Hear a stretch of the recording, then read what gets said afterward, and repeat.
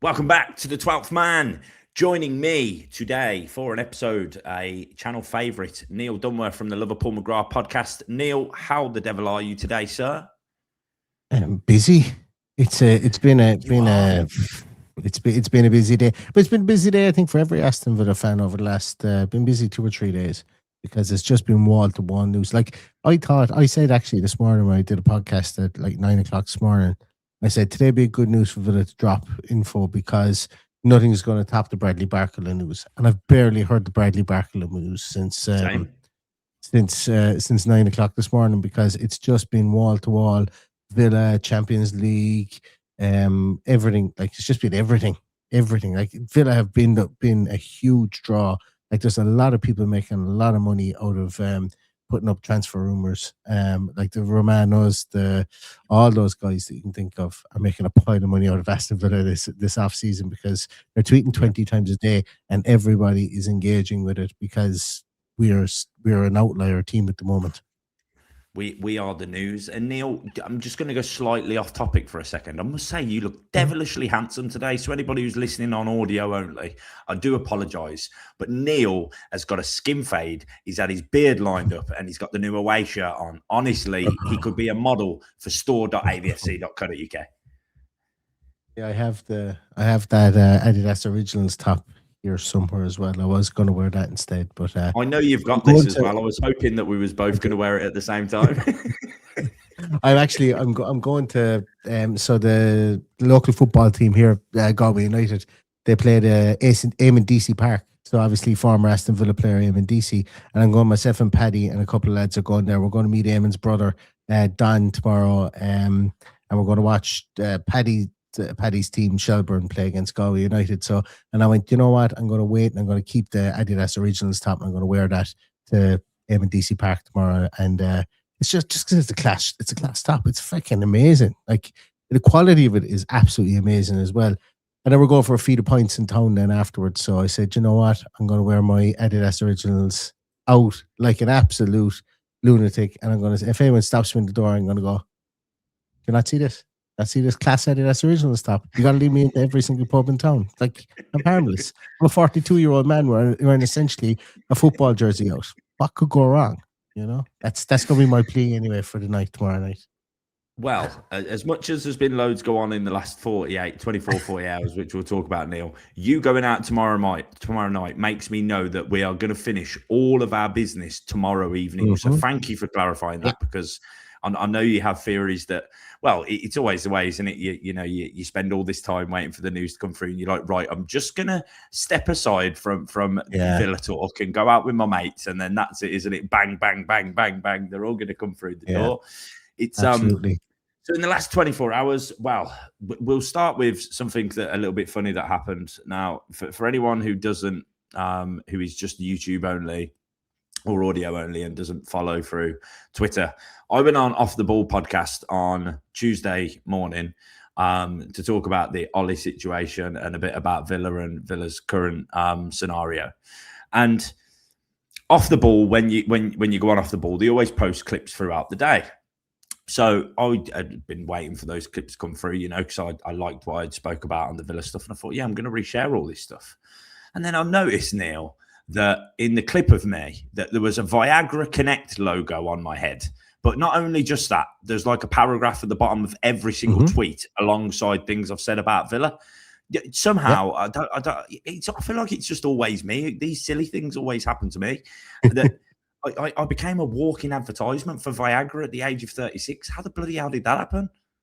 I don't know, but in a lot of the other groups I'm in, some people call you as a boner Brady, bulge Brady, blood flow Brady, Bracey. Sorry, should I say? I don't know. It's just like you call me the jokes right themselves. I did call you blood flow Bracey. The jokes just write themselves. But yeah, I meant to tell you that actually. Like whenever Off the Ball post any of their clips, they're always sponsored by a Viagra Connect. So it's just different when you're there and you're in the clip, and it's plastered. Well, like for people who are, it's like 2 inches away from Ty's head in the actual clip. So it does look like he has it stuck in the wall. Neil. Thanks for telling me 2 days late. But the thing is, I used to go on Off the Ball all the time, and then I had a year off, and then obviously I've come back, but I hadn't witnessed that in the time that I had from when I last went off the ball to now, that they were now sponsored by Viagra Connect. And I can only assume because some big players reposted that content, man. Hopkins looking to go on, he reposted it. I at least want a discount code. Not that I need Viagra or anything. I'm talking about a cut of the sales here. Not that I want cheap Viagra. and then on to later in the evening, I posted a tweet and I said, the more the transfer window goes on, I feel like Fabrizio Romano is like the XG philosophy of journalists. And then somehow Fabrizio seen it. I didn't tag him. Like I didn't mean it in like a horrible way, but I always feel like he prejacks a little bit on transfers. You know, the second we had announced that we had put in a bid for, the news come out that we had bid for Nicolas Jackson. The Ollie Watkins, here we go to Al Hilal, happened pretty much instantly. So I was just kind of felt like he had pre-jacked. And then he responded to one of my tweets about me slagging him off, didn't he? And I was like, oh boy, Fabrizio Romano caught me in 4K. So last night was a fun night, Neil. And then just as I was about to go into bed, the Rafael Leao business just seemed to heat up, didn't it? You know, so with that. So we'll start with that, Neil. Let's start on. In fact, no, let's rewind a tiny bit, Neil. So I've had a bit of reflection today, and I've almost not felt sad, but since the Emi Martinez to Chelsea, it's not that one has hit harder than any of the others that have gone, because it hasn't. But I kind of had the realization that I'm saying goodbye to an era I don't know if I was ready to say goodbye to. And it's not necessarily a bad thing, because I'm really excited about who's come in, and I'm really excited about all of the players that have come in. But I just feel a little bit, you know, when you've had a really good holiday and you don't want it to end, I kind of feel a little bit similar to that, Neil. I don't know. Do you feel a bit sad? This is like the football therapy. Just hope we won't go down Toy Story this time. Do you know what? In a kind of in a departure from what I would normally kind of feel, I actually don't. I've developed a real backs against the wall, a real siege mentality around this off season, and it applies to players who are jumping ship as well. And I don't know what, like, because I would normally be very sentimental for those players and things like that. But I felt anger towards Ollie Watkins, which I know you share that anger. I felt anger towards Emi Martinez last year. And then when this happened again this year, I went, you know what? Sometimes you just need to get that out of it. Like, you just need to get that gone. You know, it's always just going to linger, and you just need to clear the air, really. Like, you know, great player, don't get me wrong. But I'm going to remember them fondly for... We're gonna I will always talk about, I think, like, if we were doing our first 11, it'll be like, Emi Martinez is in goals, like, until somebody better comes along, because he's just been phenomenal for us. I think that's fine. Ollie Watkins for me will be up top, but I'll always turn around and say, but like, at the end of the day, Emi Martinez was just wired differently. He just wanted out, like he wanted out 2 years ago. We embraced him back. We won a cup. Thank you very much, Emi Martinez. But just go, like, you know, if you don't want to be here, go. And with Ollie Watkins, he refused to play. And it's like, as I said to you before, it's like me ringing my boss and saying, I work for a tech company. And it's like me ringing my boss and saying, oh yeah, NVIDIA might come and offer me a contract in the next 6 months. So do you know what I'm doing? I'm not going to turn up to work now, just in case that does happen, because I know somebody in NVIDIA said they're hiring and they might reach out to me, because my LinkedIn profile is brilliant, you know. And I know that you can't really equate football to a normal job, but like, last week just stung me so bad. Like, if I was in the dressing room and he came to say his goodbyes, I would have gone, look, Ollie, there was no need to do that last week. Like, I would have been on the phone to him Sunday morning when I heard he wasn't going to show up for the game, and I would have been giving out to him. You know, the reason I can say that is, like, even in amateur sports and stuff like that I've played, when, let's just say, we had a match or something like that, someone went in the piss the night before, and you realised, wait, this guy ain't showing up to the game on the Sunday morning. Like, I've been on that phone, and I've been the guy who's been pissed and I've showed up on the Sunday morning, but I've been the guy who's been there hungover, and the fella I was out with the night before didn't bother showing up, and I've been on the phone barreling him out of it, you know, before matches as well. So, like, it's just look for me. There's like I agree with Paul Merson. I don't agree with this narrative that's been spun in some areas throughout the course of this. I was disappointed with Match of the Day. They did a kind of an online thing with Andros. I stare at the Sun, Townsend, and Chris Sutton. And Chris Sutton was good. Townsend was not. He basically more or less pushed it back on Unai Emery and Aston Villa. And then there was another person that was on it that was saying, the other person pushed it back on Unai Emery and Aston Villa, and he was like, I can understand why and all this kind of stuff. And then Townsend was saying, oh, he's 31, or he's 30, like his age should be allowed to consider these things. And I'm going, yeah, but you have to show up and play football for the team that you're contracted to. And like, I thought that was disappointing from Match of the Day, which is an institution. And I know it's changed. So I think the conversation around it has been really strange. I think if this was Manchester United, there would have been a galvanizing of everybody. There would have been people talking about the Man United way, and you don't do this to Manchester United, like they did when Tevez refused to come off the bench for United, or was that with City? It was with one of them anyway, where everybody galvanized and gave out about Tevez, and Tevez was public enemy number one. I'm not saying that should have happened to Ollie Watkins, but I think there should be standards here, and you shouldn't be just allowed to decide you're not allowed to play for Aston Villa, and it shouldn't. And I think that there should be uniformity across all the talk stations and everything like that. That it should have been a case of we can't have players dictating and refusing to play. Absolutely. I feel like there's a lot of people looking at it as hindsight. What if he had got injured and we couldn't get the money? Hindsight is a wonderful thing, but ultimately you're contracted at a football club, and realistically, Neil, all he needed to do was train for 1 week and play one game. We're not asking for 38, a 50-game season, two domestic cups and a Champions League trophy. We're literally just asking for one game. So, I won't forget the things that have happened, but, I kind of feel a little bit meh because I defended that bloke. And I know you did the same, Neil. We defended Ollie Watkins to the absolute hills in times where his morale would have been terrible. And, the fans' morale towards him was also terrible. And, we were the ones who were like, he'll come good. He'll get his form. He'll find his form. But yeah, anyway, fuck him. But no. Jokes aside, cool. Do what you got to do. But now, Neil, onto the more positive stuff. It is time for the new era of Aston bloody Villa. So let's talk about our business that we have got over the line. Today, we've announced Leon Goretzka. I say today, you guys will hear this tomorrow morning. So it was yesterday. I am getting him on the back of that shirt, Neil, that you have on right now in the gold font. Absolute beauty of a shirt with Goretzka 27 on the back, taking Morgan Rogers' number of all the numbers to be taken. I am bang up for that. You forgot about that. I think there's something in that. I think there's something in that. What, 27? Yeah, I think there's something in them giving it. Anyway, yeah. Because there was other numbers available. He was never going to take 10, 11 or anything like that. But yeah, it's yeah, I can't imagine.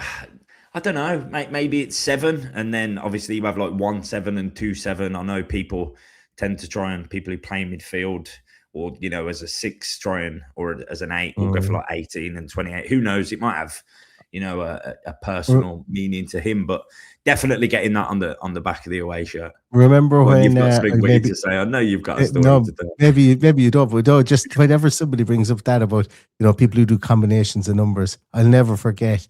And I probably have misremembered it, but at Inter Milan, Ivan Zamorano played up top with Fat Ronaldo, we'll call him. The proper Ronaldo, the real Ronaldo. And if I'm not mistaken, Ronaldo wore 9, obviously, because he was R9. Like, he just couldn't take it off him. One of the greatest strikers to ever play the game. And Zamorano had a jersey that had 18, but he put a plus in the middle. That was common in Italian football growing up. I remember watching, what was that Serie A program on Channel 4 when we were kids? I don't know if it was the same in Ireland. Was it Galazzo? Was it Galazzo? Yeah, well, it could have been something like that. Football Italia with James Richardson. Yeah. Yeah, and the intro was like Galazzo. Just football Italia. Yeah.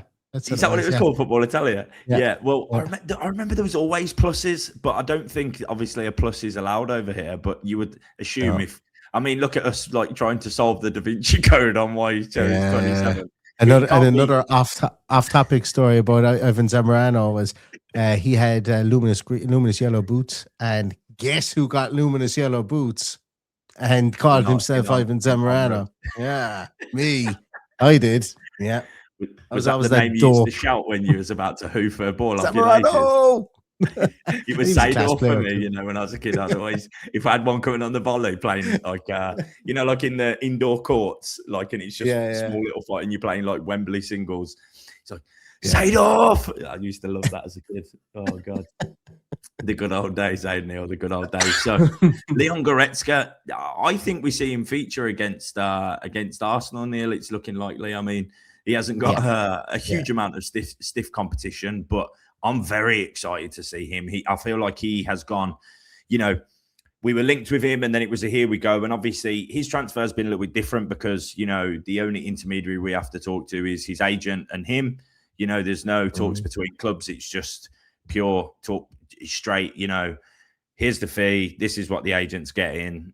This is your wage. Jobs are good. And then it's kind of gone under the radar, hasn't it? For, you know, it's gone very quiet and then we've announced him today. So I've got that butterflies in my stomach back, Neil, that optimism of, do you know what? This squad's starting to look fucking tasty, baby. Yeah, I think so too. Yeah, and look, even like I today I was the same. I was just literally, and I know I could go on Wikipedia and see or whatever like that, but sometimes I find that if I write stuff down, my brain has this way of kind of taking it in a lot better. I think I've always been that way. And I was writing down the team today, or just the panel that we could have, the squad that we could have, or whatever. And as I was writing it down, I went, yeah, I've completely forgotten already about Ruggieri and Wan-Bissaka, two very serviceable people that are in there. Like arguably our full back positions are in as good, if not a better position than they were last year. Bringing in, you could argue Manzambi, Leao, and it's a projection, and Nicolas Jackson, like the three of those to replace Harvey Elliott, who didn't play, Morgan Rogers, who played an awful lot, Ollie Watkins, who played an awful lot, and Jadon Sancho, who barely played. You know, you're bringing in those three players in that position. And this is even without, I don't think we get a right winger in now at this stage. I think, unless we get some sort of super loan somewhere along the line. Unless but I think Bailey goes to Strasbourg. Leon Bailey can come with me to DC Park tomorrow. He might get a run. Do you reckon he's just gone quiet under the radar, Neil, in the hope that he kept his last year of a bumper salary? Do you reckon he's just hiding under the floorboards at Ballymore Heath or something? No, I don't, and I don't think that I think there's something will just come up. I think that they just bit the bullet with Emi Martinez as well today. The big thing about Martinez is they could have taken what Juventus was to offer and got him out of the league. They didn't do that. They played roulette with it and they went, and as I said, now they have to bite the bullet and go, okay, he's gone to Chelsea. You know, he's gone to Chelsea. We got his wages off our books. That's fine. And I think there was a lot of apathy towards him. You know, I think there was a lot of apathy towards him. With regards to Leon Bailey, to be honest with you, I think the club were kind of looking at it going, yeah, we're just going to bite the bullet with you. You know, your wages off the book is worth more to us than, like, whatever about Emi Martinez. They would have loved to keep Emi Martinez, but they're like, we're not keeping somebody who doesn't, like, it's an unrequited love is the phrase. And I don't think that's, like, they were going like, we're not having it, we're just going to get you gone. Whereas with Leon Bailey, it's an unrequited love from the opposite side. Like, the club are like, listen, we don't have a spot for you. Like, even if he is around, I would go so far as to say that there's a large potential he won't be in a European squad. And, you know, what's he going to see? Like, he's literally like, you're going to have Addison and John McGinn in front of you. So it's going to be interesting with Leon Bailey, I think. But I think he will be someone who will go. And look, if we were to get a super surprise, but and I think if we were to get a super surprise loan in there, that would be interesting, like, because I don't think anybody sees it now that Rafael Leao is here. That makes sense. I don't think anyone sees it. So, and look, a piece that I haven't done on my own podcast is a lot of people are assuming that we're going to play with that out-and-out right-sided player again, and that we don't go back to the to like when we have Musa Diaby, we don't go to those two inverted tens. And I think, look, if you're playing Manzambi and you're playing Rafael Leao as two inverted tens behind Nicolas Jackson, and essentially you have everybody behind them just hunkering into midfield and making sure we can't get caught in the break. Let those three boys just fucking go nuts up top, and see what happens. You've got pace, you've got power, you've got size. All of those are 6'2" or above.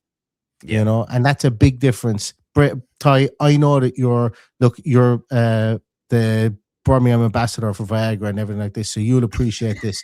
Aston Villa on average have grown 1.8 inches. So 1.8 inches they've grown over the course of this off season. So we can all thank Ty there for his Viagra for that one. Absolutely. But the overall height of the squad has increased over the course of this off season.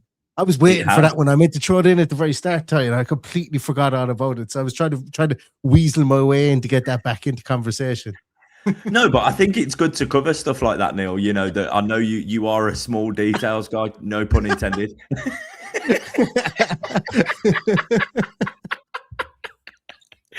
Oh God, what have we become? Fucking hell, I'm a laughing stock. How far down the smut route can we go on this one? Is what I was thinking. I might have to mark this episode as explicit, Neil. Otherwise, I'm going to be in serious trouble with YouTube. I mark all mine as explicit. Even I was doing the Champions League draw today, and I kept on using the childish innuendo of Thierry Henry has stuck his hand in and he's fiddling around with his balls and he's going to pull them out now in a minute. Like, you just can't get away with just that gives you the opportunity to say that. You have to say it. Like. Yeah, there's no point growing up in this world. No point. Oh, exactly, mate. If you can't have fun, do you know what I mean? Like, this side of things, mate, is just it's a bit of fun to both of us, Neil. Obviously, yeah. I know you're very. You take your content. You don't take your content seriously, but obviously you're very passionate about Villa. But if you can't have a laugh when you're talking about football, when can you have a laugh? Do you know what I mean? But no, Neil, I agree with everything you say there. Disregarding inches. But I'm really excited about everything about this season. Now, obviously, we don't, as at point of recording this, things seems to come out between 10:30 and 11 o'clock at the minute. I don't know why. Just all of the information or word vomit that needs to get out from journalists and updating seems to happen. It's embargoes until 10 o'clock. The embargo lifts at 10 o'clock, and there's just been so much to talk about. Is that a real thing? Expecting a bomb. Yeah, there's There's written the written media have embargoes at 10. So it's I don't know, is it embargo? It's like a cutoff point for editorials. So what they do is they hold it back, because if you release it after 10 o'clock, the rest of the other, let's just say you have an exclusive, and I'm open to correction in this. Let's just say if you have an exclusive, you release it at 10:05. That means the rest of the companies can't go to print with it because they're already in print. So there's like this unwritten rule that you go to print at 10 o'clock to have your newspapers out the next day. So if you release stuff at 10:05, the other people can't react. So that's where some of the stuff comes from. I think I think I'm nearly certain I read that before, and they call it, that's what they treat it as, kind of an embargo. Yeah. So obviously we need a centre back. That's one piece of business that is a bit up in the air at the minute. We're not quite sure what's happening with that. Obviously, Joel Ordonez has gone to Crystal Palace, and look, I'm at absolute peace with that. I don't. There's been a lot of talk that we're fumbling targets. Look, if Villa aren't happy with how his injury is, or how it's healing, or if it's something that looks like it could be, a bigger problem than they expect, then that is the job of the medical team, and there's a whole department for that stuff at Villa. So if they say it's a no-go, that is absolutely good enough for me. So apart from centre-back, Neil, Goretzka announced today. I'm a little bit Rafael Leao. I hope that's sorted in time. I doubt it's going to be sorted in time for us to register him for Monday's game. I think the deadline's tomorrow, isn't it? So Nicolas Jackson looks like he's in. Obviously, Goretzka's in. Neil, I feel like we could show up pretty strong on Monday against Arsenal as it stands. Yeah, like I'm kind in a way. I'm like, I was dreading this Arsenal game 72 hours ago, and now I'm still kind of going, look, I'm happy this is going to be Arsenal, because I think the expectations of the footballing world are low. I just don't want to get a tonking as well in another way, because I don't want us to be behind the 8 ball with our goal difference. Like after 2 games, you don't want to be like minus 8 goals after 2 games. Now, in reality, the reality of this is, I think as well that like Unai Emery is probably currently as we speak, he's probably going around Bodymore Heat with like lit sage and stuff like that, just to kind of clear the juju and the positive energy and everything like that. Because I do think that there's been negative energy there, and I do think that feeds into Emery. I do think it feeds into the squad, because we're 2 years in a row where negative energy coming from the playing staff has caused that. And this year it was very negative. Like, we've had a player refuse to play, and we've had another player basically come back and say he wants to leave the club. So like, those 2 pieces being taken out and being dealt with, and having the positivity. Like, if we've got Rafael Leao in, like if Rafael Leao is a done thing and he's in, and we get that over the line, and that's all announced before tomorrow at 12 noon, and he's registered to play, he's not going to be able to play as well, by the way. He's not up to, like, he's only played 45 minutes of preseason, and that was against Chelsea. Rafael Leao is going to need a week or 2 to come back up to speed, but that's fine. We've got Garnacho who'll be up to speed. We'll have Nicolas Jackson should be able to come in, hit the ground running straight away. He played over the preseason. So yeah. So look, if nothing else, at least you'll have names on the bench that you'll be able to bring in for 20 minutes, half an hour, that will be able to affect the game. If you could keep the game close, if you could keep it 0-0 going into half time, and then the first 10, 15 minutes, then in the second half, then you spring on a Goretzka, like there'll be a huge roar from the crowd. You spring a Nicolas Jackson, who will probably have to start, I'd say, at this stage, because Maggio isn't fit yet. Then, there's going to be a huge roar from the crowd from there too. But yeah, it's going to be a bit messy, I still think, even on Monday. But there's a straight line from A to B, with regards to where the club is going and where the team is going. And I with Tammy Abraham going as well, I just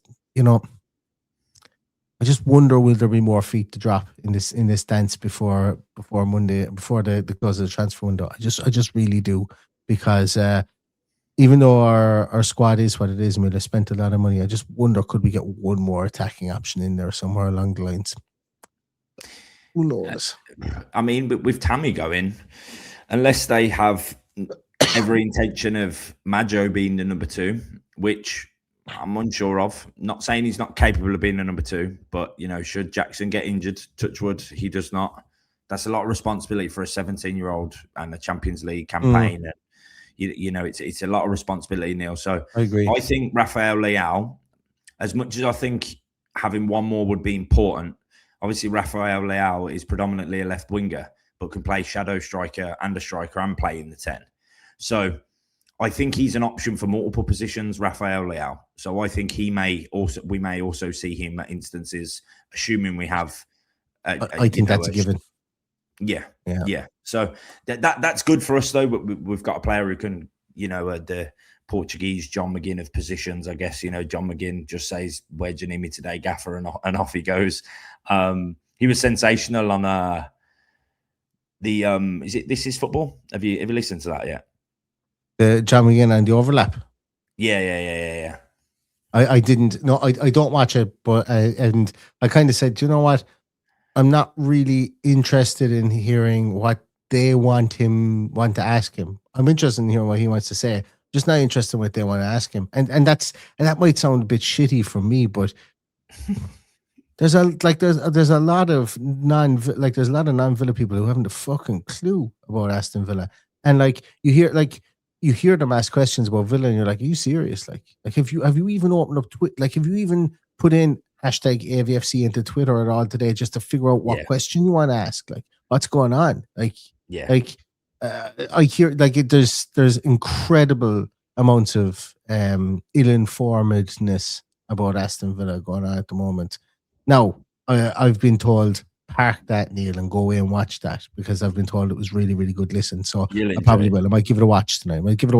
Because look, Guinea can do anything. Like, he's going to go on to, like, if a question of sport was going on, he'd definitely be a captain in a question of sport. Oh, if it was 100%. still ongoing. He could be in movies. He could do anything when he's finished. Like all he's do is open his mouth and smile. Weirdly, he said he would consider punditry post football career. Honestly, they ask him good questions, and he talks about that, from being a young boy to his young career, and then he's moved to Villa and those types of things. Talks about who he enjoyed playing with the most and those types of things. Honestly, Neil, I really enjoyed it. All right. I'll give it a watch. Yeah, defo. So yeah, Neil, going into this might be controversial to some, but I know me and you were both on the same page because you were sending me voice notes at 8 o'clock this morning, Neil. You were very much in your AVFC. I need to offload some Villa juice on somebody, and it was Ty's turn on WhatsApp this morning. And me and Neil had a chat, and I said to him, I think that on paper, and granted, it's going to take us some time to embed. It's going to take some time for the players to gel together and learn the Unai way, and we have to be patient. But I don't think this. I think this team, once completed, obviously we still need a centre back. Leao's not dead certain yet. I think this team has potential to be better on paper than what we had last season. I think on paper, certainly. Yeah. So look, again, everybody, I've seen people say, "Oh, this off season has been been very disjointed. We don't know what we're doing. That it's been a bit of a shit show, for want of a better word." We saw that Ollie Watkins is the most expensive striker over the age of 30 that's never scored 20 goals in a season. That's not me denigrating him. That's just factual. No, the only striker over the age of 30. I'm open to correction on this as well because I think I might have read this incorrectly today. That's been sold for more money than Ollie Watkins. I know what you're going to say. Is Harry Kane. I think Harry Kane is. I could be wrong on that because I'm sure Cristiano Ronaldo is probably sold for more as well. But anyway, Harry Kane or Ollie Watkins is up there. Then next one, you look at it with regards to Ezri Konsa.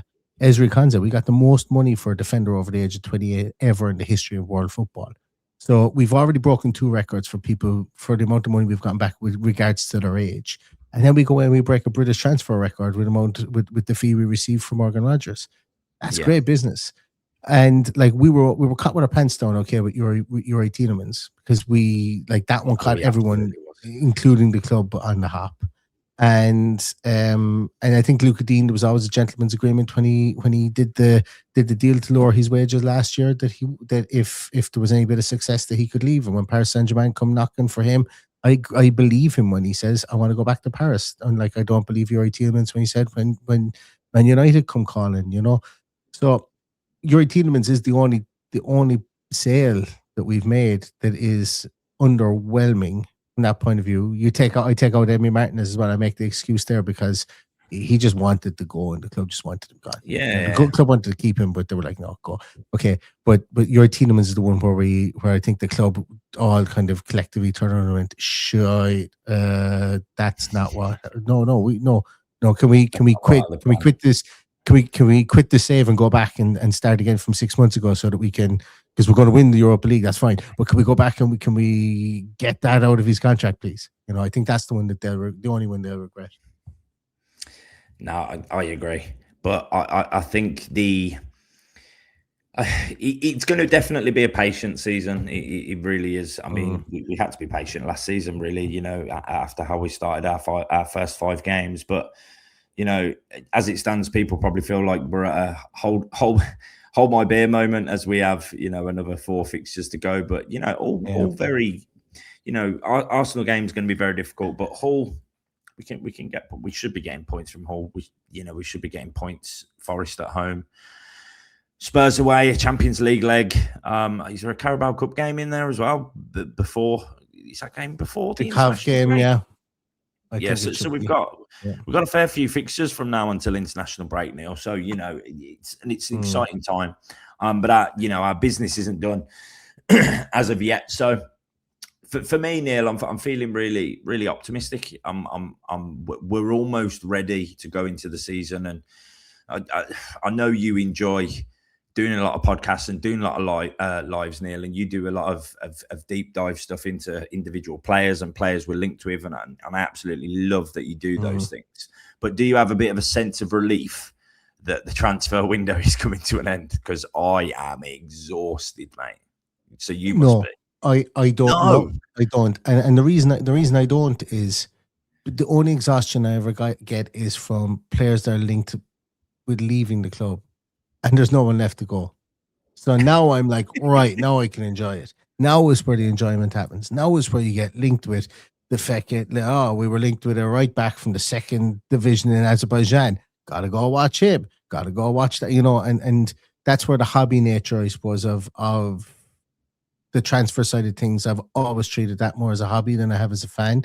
And I suppose that's where I get excited from that point of view as well. Like, so I could be honest with you, now that I know Martinez is gone, Watkins is gone, if there was another 4 weeks left in the transfer market, I'd be in my element because we'd be linked with every Tom, Dick and Harry, and I'd be able to go in, look at them and see how they fit in. But it's and look, I think a lot of other people are wired in the way whereby they get worried when deals don't come off as quickly about players coming in.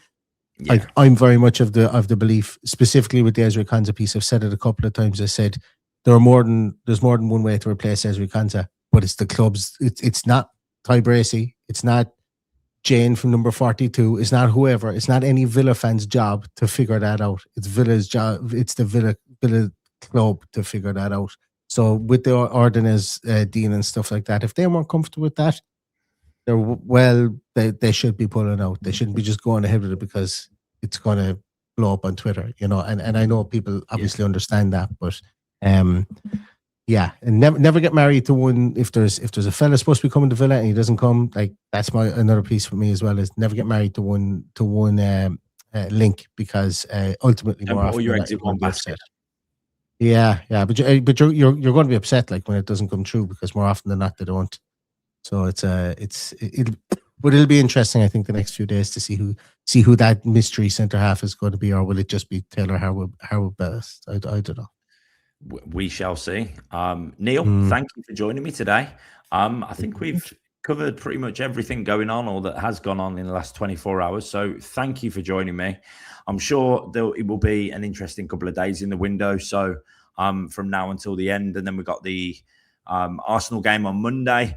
So thank you for everybody for watching. If you have been enjoying the content, I am so close to hitting 2,000 subscribers, which, I'm so happy about. I'm so happy with everyone who's been involved in the comments, and everybody has been leaving nothing but nice words about myself and whoever comes on. So thank you to everybody who's been tuning in.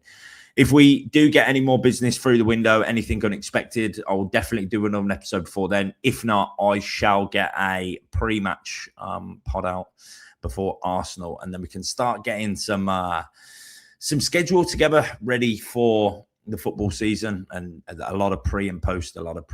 Jesus, there's a huge amount of thunder and lightning going on behind me, Neil. I heard that. You guys are getting hit with it over there. Oh God, if I turn my lights off in here, it looked like something from a horror movie, because you just see my face flashing up at times. But yeah, me going off topic as always. Thank you for everybody for listening today. And Neil, thank you as always for jumping on the channel. So from myself and Mr. Dunworth, up the Villa, and we'll see you soon. Up the Villa.